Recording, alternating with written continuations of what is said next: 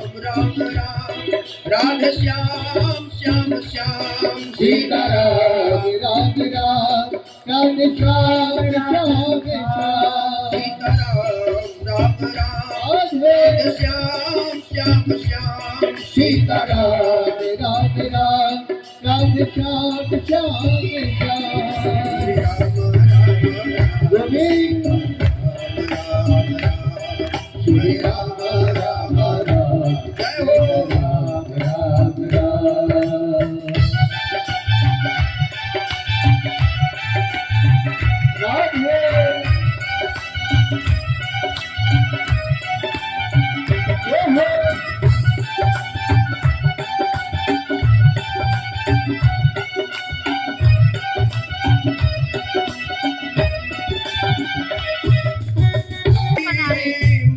राधे राम राम राम राधे श्याम श्याम श्याम सीताराम राम राम राधे श्याम श्याम।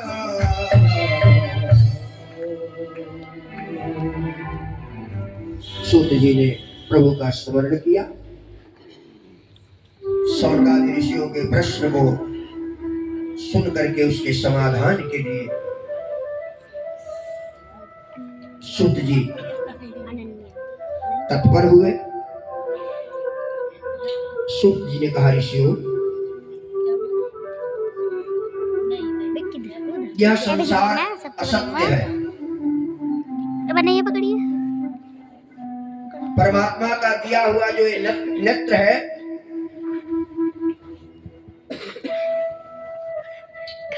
इस नेत्र से संसार में प्रभु ने जो माया का स्थापना किया है, ये आंखें उस माया को ही देखती है। ये आंखें जो नहीं है उसको दिखाती हैं और जो है उसको छिपा लेती है, और जो नहीं है उसको हम अपना समझ करके उसके साथ लग जाते हैं, और जो है उससे हम विलग हो जाते हैं। उदाहरण से समझे, आपके पास आपके घर में कितने ऐसे लोग हैं जिनके यहाँ ड्रेसिंग टेबल है? सबके पास है ना? अभी तो उठा लीजिए, उसमें बड़ा सुंदर शीशा लगा हुआ है। शीशा का काम क्या है? पूरे शरीर को दिखा देना। लेकिन अगर वही शीशा काले कपड़े से ढका हुआ हो तो क्या वो हमारे चेहरे पर लगे हुए गंदगी को इशारा करके बता सकता है क्या? अपने चेहरे को उस शीशे में उस प्रतिबिंब के रूप में अगर देखना है तो काले कपड़े को हटाना पड़ेगा। उसी तरह हमारे जीवन में जो माया की कालिमा है, उस कालिमा ने हमारे जीवन के उस जब वह अज्ञान का दिव्य अंधकार छटता है, सुंदर बोल लेना, बहुत सारे उदाहरण प्रस्तुत करना, क्या ये ज्ञान है? हाँ, लेकिन इस ज्ञान से कल्याण नहीं होगा। फिर कल्याण करने वाला ज्ञान कौन सा है? तो सूत जी कहते हैं कि कल्याण करने वाला ज्ञान वह है जो हमारे विवेक का वर्धन करता हो। भगवान शिव का तीसरा नेत्र था, सभी लोग जानते हैं ना, लेकिन हमारे गुरुदेव कहते थे कि केवल शिव का ही तीसरा नेत्र नहीं था। सृष्टि में जितने मानव बैठे हैं सबके पास भगवान ने 3 नेत्र दिए हैं। इन दोनों नेत्रों से आपका कदापि कल्याण नहीं हो सकता है, क्योंकि ये नेत्र केवल माया देखते हैं। अर्जुन के पास भी ये 2 नेत्र थे, और इस 2 नेत्रों से अर्जुन सदैव देखते थे भगवान की बनाई हुई सृष्टि को। और एक अवसर जब आया तो भगवान कृष्ण ने स्वयं अपने श्रीमुख से 18 अध्याय गीता का पाठ सुनाया, जिसमें कर्म योग, ज्ञान योग, धर्म योग सबका वर्णन किया। और 18 अध्याय गीता के श्रवण के बाद जब युद्ध क्षेत्र में अर्जुन पहुंचा और जब इन आंखों से अवलोकित किया, देखा, क्या दिखाई दिया? ये मेरे मामा है, मौसा है, चाचा है, फूफा है, ताऊ है, मैं इनसे युद्ध नहीं कर सकता। हाथ ऊपर कर दिया, माधव मैं भीख मांग के खा लूंगा लेकिन अपनों से युद्ध नहीं करूंगा। आने वाली पीढ़ी हमें धिक्कारेगी। केवल क्षणिक सुख के लिए अपनों से के रक्त रंजित राज्य पर बैठा हुआ है, ऐसा मैं नहीं करूंगा माधव। भगवान ने कहा 18 श्लोक गीता सुनाने के बाद भी इसके अज्ञान तिमिर अभय हटे नहीं। तो भगवान ने क्या किया? दिव्य चक्षु दिया, जो हमारे और आपके पास भी प्रभु ने दिया हुआ। और जब दिव्य चक्षु दिया तो भगवान के दिव्य स्वरूप को देखा, विराट स्वरूप को देखा। और जब विराट स्वरूप को देखा तो वो अर्जुन जो पलायनवादी हो गया था, सहसा वो अर्जुन कह बैठा, प्रभु करिष्ये वचनम तव, अब आप जो कहो वो मैं करूंगा। भगवान ने कहा बात बन गई। भगवान की शरणागति को जब जीव स्वीकार कर लेता है, करिष्ये वचनम तव, प्रभु आप जो कहो वो मैं करूंगा, तो भगवान कृपा करने लगते हैं। उसके जीवन रूपी रथ पर स्वयं भगवान बैठ करके सारथी बना देते हैं कि अब तुम बैठो, मैं तुम्हारे रथ का सारथी बन करके रथ को खींचूंगा, चिंता मत करो। और वही अर्जुन जो पलायनवादी बात कर रहा था आज युद्ध में खड़ा हो गया। वो कौन से नेत्र थे? विवेक के नेत्र थे। हमारे अंदर जो विवेक के नेत्र हैं, सुसुप्त हैं, सोए हुए हैं, ये दोनों नेत्र अपने और पराये का ज्ञान कराते हैं। ये मेरा है और ये मेरा नहीं है, यही माया है। प्रयास करने के बाद से आपके घर के अंदर थोड़ा बहुत धूल जरूर जाए, चाहे जितना प्रयास कर लो आप, सारे दरवाजे खिड़की बंद कर लो, लेकिन हवा के साथ धूल का मिश्रण हो गया है, धूल को भी गति मिल गई और वह इतना बंद करने के बाद भी कुछ न कुछ मात्रा में आपके अंदर प्रवेश करेगा ही करेगा। लेकिन वही धूल जब पानी से अपना संबंध जोड़ लेता है तो सभी लोग कपड़ा उठा करके बच कर चले जाते हैं। क्यों? क्योंकि वो कीचड़ हो जाता है, उड़ने की क्षमता समाप्त हो गई उसकी। माया से जितने लोग आबद्ध होते हैं, पकड़ना, उनके अंदर एक भाव अच्छे काम में भी जगता है कि मैंने किया।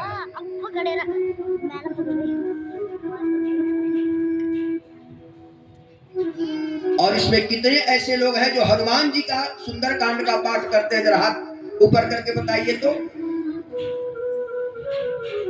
बस हनुमान का मतलब क्या होता है? लंबा पूंछ वाला। अभी हमारे एक प्रश्न हमारे सचिन भाई के द्वारा हो गया था कि गणेश जी को भगवती पार्वती ने मैल से अपने शरीर को मलती, थोड़ा सा मैल निकलता, दूसरे गणेश का प्रादुर्भाव हो जाता। यही प्रश्न था ना? ध्यान से उत्तर सुनिए। हाथ थक गया तो भावना नहीं। मैल का अर्थ क्या होता है और गणेश का अर्थ क्या होता है? हमारे यहाँ जितनी कथाएं हैं, उन कथाओं के बीच में जो दर्शन है, जो फिलॉसफी है, उसको जानना चाहिए। अभी हमारे आचार्य प्रवर शास्त्र संबत पूजन करा रहे थे और पूजन में जल छिड़कते हुए आचार्य प्रवर ने कहा कि ओम अपवित्रः पवित्रो वा सर्वावस्थांगतोऽपि वा यह स्मरेत पुंडरीकाक्षं सबाह्याभ्यंतरः शुचि। मतलब वो मंत्र कहता है आप पवित्र हो या अपवित्र हो, कोई अवस्था हो, पवित्र अवस्था हो या अपवित्र अवस्था हो, कोई भी अवस्था हो, किसी भी अवस्था में भगवान विष्णु का जब जैसे ही स्मरण कर लेंगे, अंदर बाहर से पावन हो जाएंगे, पवित्र हो जाएंगे, दिव्य हो जाएंगे। गंगा स्नान करने की आवश्यकता नहीं है, स्मरण करने की आवश्यकता है। किसको? परमात्मा को। और वह परमात्मा अपनी दिव्यता से पवित्र कर देता है, पावन कर देता है, पुनात कर देता है। पार्वती जी ने अपने शरीर को मला, मैल निकलता है कब? जब मल घर्षण किया जाता है शरीर का। जब शरीर को रगड़ा जाता है तब मैल निकलता है। और मैल निकलने के बाद उन्होंने क्या किया? आप अपने मैल को इतना इकट्ठा करो तो अगर चित्रकार हैं तो चित्र बना सकते हैं। पार्वती जी कहती है कि गणेश अर्थात सद्बुद्धि का अगर विकास जीवन में करना है, क्या कर दिए? विवेक रूपी गणेश को उत्पन्न करना है तो सबसे पहले जीवन के मैल को निकालो। जब तक जीवन के मैल को नहीं निकालोगे तब तक गणेश का प्रादुर्भाव आपके जीवन में हो नहीं सकता है, विवेक का प्रादुर्भाव आपके जीवन में नहीं हो सकता है। और हमारे गुरुदेव कहते थे कि अगर आपको परमात्मा की मंगलमय कृपा से अपने आप को सजाना है, संवारना है, तो फिर एक काम करना पड़ेगा। क्या?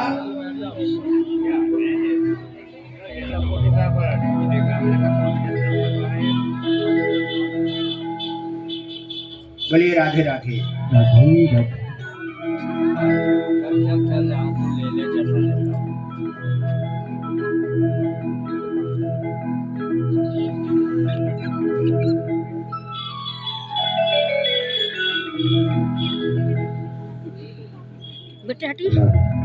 आंटी वो वीडियो बना देखिए सुंदर तरीके से बैठे और प्रभु के पेपर में अगर हम छप गए तो फिर दुनिया की कोई ताकत हमारे उस रूप को बिगाड़ नहीं सकती। फिक्स हो गए, फ्रेमिंग हो गया हमारा। और जो भगवान के फ्रेम में फिट हो जाते हैं फिर वो संसार में हिट हो जाते हैं। भगवान के फ्रेम में फिट होना सीखो, फिर हिट तो अपने आप हम सब हो जाएंगे। मैं निवेदन कर रहा था, पार्वती अर्थात पार्वती का मतलब होता है ममता। सबके प्रति आपके अंदर आह्लादित ममता का जागरण करना है तो पहले आपको अपने अंदर के विकार रूपी मैल को निकालना पड़ेगा। हमारे गुरुजी कहते थे, मानव जीवन पाना बच्चों का कोई खेल नहीं, जन्म जन्म के शुभ कर्मों का होता जब तक मेरे में गाफिल तू झाड़ू रोज लगाया, मन मंदिर में गाफिल तू रोज लगाया। तुमने आंगन नहीं बुहारा, हमने आंगन नहीं बुहारा, सबने आंगन नहीं बुहारा, कैसे आएंगे भगवान, कैसे आएंगे भगवान। हमने बुहारा, सबने आंगन नहीं बुहारा, कैसे आएंगे भगवान, कैसे आएंगे भगवान, कैसे आएंगे भगवान, कैसे आएंगे भगवान, कैसे आएंगे घनश्याम, कैसे आएंगे घनश्याम, कैसे आएंगे श्री राम, कैसे आएंगे घनश्याम। मन का बैल नहीं धोया तो, मन का बैल नहीं धोया तो, मन का बैल नहीं धोया तो, मन का बैल नहीं धोया तो, कैसे आएंगे भगवान, कैसे आएंगे भगवान, कैसे आएंगे भगवान, कैसे आएंगे भगवान। राधे राधे।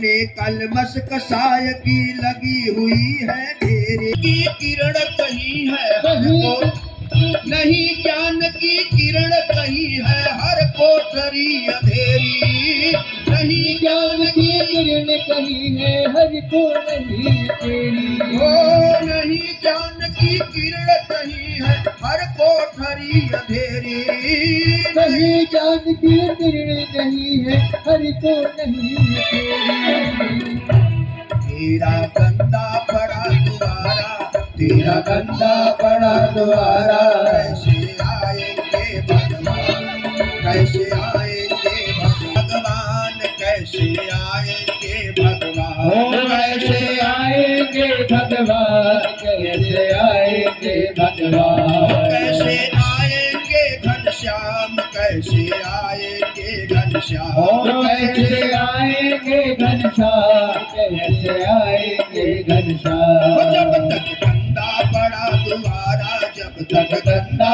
पड़ा द्वारा कैसे आएंगे भगवान कैसे आएंगे भगवान ओ कैसे आएंगे भगवान कैसे आएंगे भगवान इसलिए हे ऋषियों जब तक विवेक का नेत्र मनुष्य का नहीं खुलेगा तब तक यथार्थ का बोध नहीं होगा माया का परत